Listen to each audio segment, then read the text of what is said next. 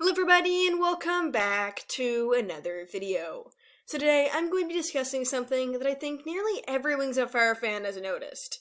All the horrible parents. Because when you think about it, there are only a few who've actually treated their dragonets well. So I'm going to be sharing my thoughts on why I think this is the case. But before I begin, a huge shout out to my patrons. 3 Moons and DragonLover95. Thank you both so much for supporting me. Links to their social medias are in the description down below. Anyways, without further ado, let's get into the video. I know everyone always makes jokes about it, but seriously, what's up with all the terrible parents in WoF?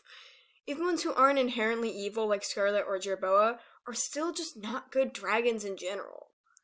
We have parents who are evil, neglectful, cruel, and pretty much every other negative adjective in the book. There are only a few exceptions, which is pretty sad considering there are over 400 known characters in the series. So, why is this? A while back during one of the times when 𝙈𝙊𝙍𝙁𝙀 got to interview Tui, she made a joke about all the bad dads, but also asked if there was a reason as to why this was the case. Tui said it wasn't really intentional and that she hadn't paid much attention to it. But from a story standpoint, not great parents make things a lot easier. For one, you don't have actually reasonable dragons in a character's life who refuse to let them get into risky situations. Whose parents are actually going to let their child fly off into a kingdom alone? Some situations, like being sent to Jade Mountain Academy away from your parents, or dragons being under the control of the other mind, do explain this parental absence. However, there are some stories where things wouldn't make sense if the parents were involved in the character's life, or even good dragons in general. It's why you see a lot of orphan characters in media, or just neglectful and even hateful family members who couldn't care regardless. So the rare parent who does care deeply for the dragonet actually plays an important role in that story.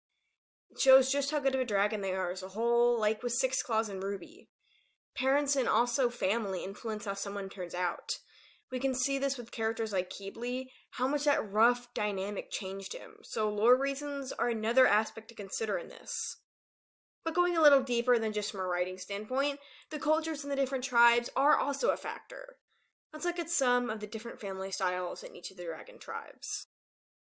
Mudwings are raised to only know their siblings, dragons getting together only during specific mating seasons.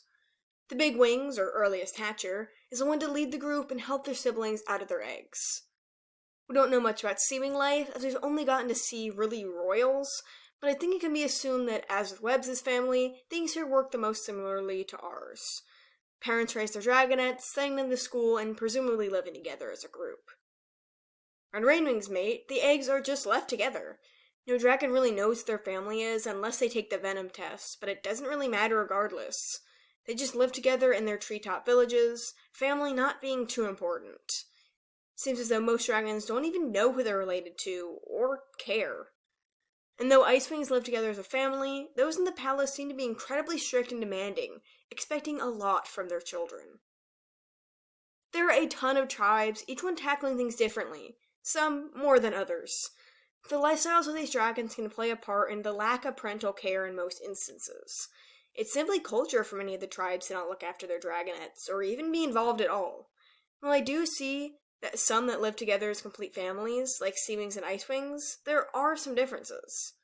And even though this does work for story purposes, it's still not bad to see some good familial relationships.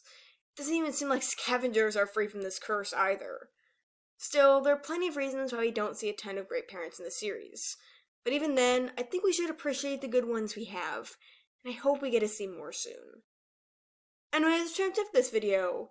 I know this was pretty short, but family is a huge point of discussion in the series, and upon first glance, it's pretty easy to notice the lack of a bond. And hey, maybe now with the war winning succession over, we may get to see some better and healthier families. Thank you all so much for watching, and I'll see you in the next video. Bye!